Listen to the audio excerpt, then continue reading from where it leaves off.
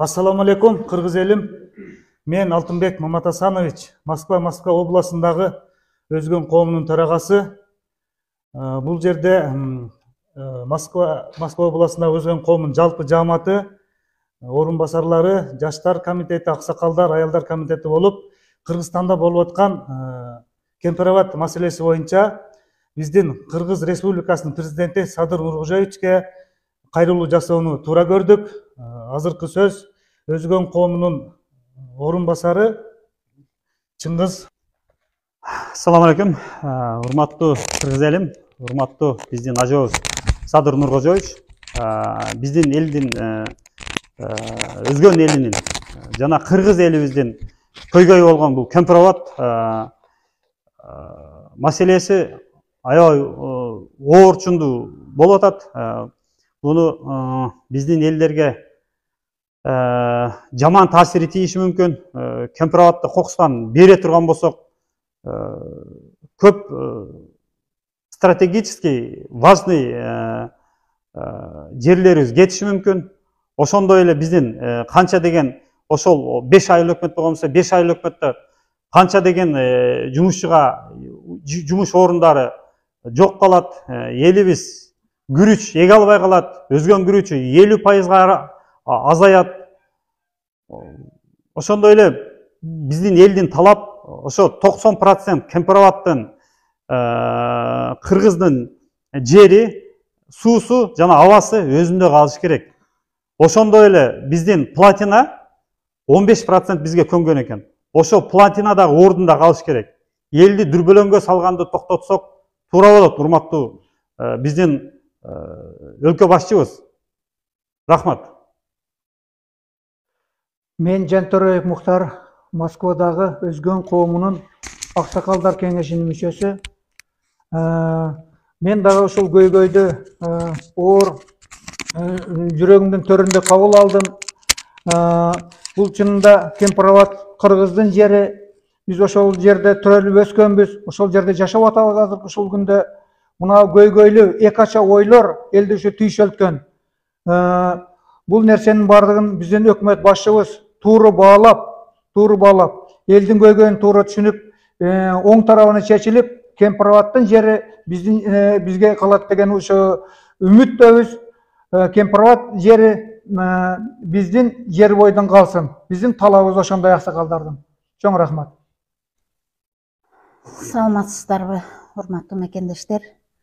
Мен Абдынова Шайыргүл Сатыбалдыевна, Кая-Кароол айыл өкмөтүнөн Өзгөн айымдарынын коому эркин атуу катары өз оюмду билдиргени келдим.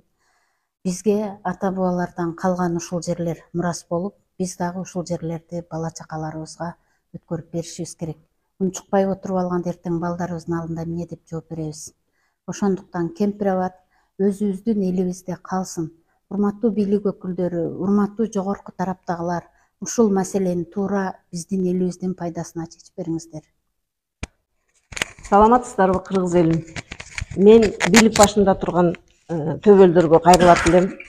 Жалпы Москва шаарындагы аялдар коомунун атынан, энелердин атынан, ушул азыр болуп жаткан Өзгөн районундагы жалпы эле ушу кемпирабадтын айланасында болуп жаткан ызы-чууга абдан жүрөк оору менен кайрылат элем. Ушул кемпирабад өзүнүн ордунда калсын. Биздин келечек муундарга биздин улуу ата бабалар калтырган мурасты биз дагы жакшынакай кылып аман эсен аманат кылып тапшырышыбыз керек. Мен талап кылам, кемпирабад өзүнүн ордунда калсын. Ассаламу алейкум, кыргыз элим, урматтуу Садыр Нуркожоевич. Чындыгында биз тана алабызбы, албайбызбы? Сиз элдик президентсиз. Азыркы сиздин командаңыз жүргүзүп жаткан саясат бизге таптакыр түшүнүксүз. Себеби мен жеке ошол көлдүн жээгинде туулуп өскөн жигитмин. Бул жакта 99% ошол көлдүн жээгинде чоңойгон эр азамат аксакалдар. Урматтуу Садыр Нуркожоевич, азыркы учурда ратификацияда кол коюлбай турган биздин кемпирабад маселесини колдоого акыркы колду сиз коесуз. Ошол акыркы колду койбооңузду биз мындай чын жүрөктөн бир карапайым элдин, мигранттардын атынан биз сизден бир мындай талап кылабыз. Ал жер кээ бир биздин депутаттар айтат стратегический мааниси жок деп. Ошол эң стратегический объект болуп саналат. Ал жер мындай айтканда, башкача айтканда, ал жер вышка. Высота биз азыр чокуда биз турабыз. Ошондуктан баарыбыз кыргыз элим, баарыбыз кайдыгер карабай, эгер өтүп кете турган болсо өзбек туугандарга, биз кечеги Баткендеги болгон окуялар ошол именно биздин өзгөндө да кайталанат. Ошондуктан эч кимиңиздер кайдыгер карабай бул маселеге колдобоону мен силерден талап кылам. Ассаламу алейкум, кыргыз элим. Мен бийликке кайрылбайм. Мен элге кайрылам. Жергиликтүү эл эмне үчүн ушунчалык кайдыгерсиңер? Эмне себептен ушунчалык уктап жатасыңар? Жериңер кетип атат. Ошол жерди тоспойт десиңер. Тоскон болсо, жергиликтүү эл, Кароол эли, кум менен ошол жерди жамбагасыңар. Шагыл таш менен, Алгай эли, ошол жердеги шагыл таштарды иштетесиңер. Эртең чегаралар ошол жерден тосулган болсо, биз ошол жерден өзбектерден кум, шагылды сатып алабыз ошол жерден. Эмне үчүн ушунчалык кайдыгерсиңер? Ойгонбойлу, турбайлубу, жерибизди коорубайлубу? Ушунчалык да кайдыгер болобузбу? Ушул жерге келген кайдыгер эмес элдер келип отурабыз, мигрант болуп болсо дагы үнүбүз жетсин деп. Уктабагыла, ошол жерде жатып тургула, жериңерди кооругула, карагыла, эртең тосуп алгандан кийин bundan да каттуу уруш, талаш болот.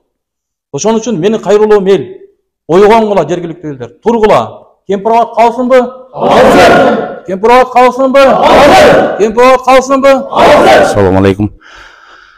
Урматтуу кыргыз элим, сиздерден бир гана сураныч. Биз именно ошол Кызыл Октябрь айылынын, Кызыл Октябрь айыл өкмөтүндө, Кызыл Октябрь айылында жашаган жараган катары суранычыбыз нерсе, сураныч эмес, даже биз мындай кылып туруп талап койсок дагы болот да.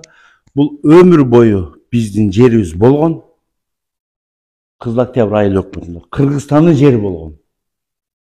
Суранычтын кереги жок, биз талап коюшубуз керек. Анан мындай да, ошол мейли бийлик бийликтигин кылат. Бийлик бийликтигин кылсын. Бийлик өкүмүн өткөзсүн. Парламентке өткөзсүн. Областной акимге өткөзсүн, акимдерге өткөзсүн, айыл өкмөткө өткөзсүн. Бирок элге өткөзө албайт да. Бул элдин жери го, элдин жери. Элдин жери, жөн эле элдин жери. Түшүнөбүз. Элдин Толтоев бизде иштеп кеткен жакшы билебиз. Алайчиев Бактакан жакшы билебиз. Биз тагаларыбыз болот, өзүбүздүн Кызыл Октябрь айыл өкмөтүнүн Кызыл Октябрьда иштеп жүргөндөр. Ушул жерди тамыр түбү билип туруп, комиссиянын составында жүрүп туруп, кантип берип койгонго уруксат этесиздер? Берилбейт. Айтып коелачы, же жалган айтпамбы?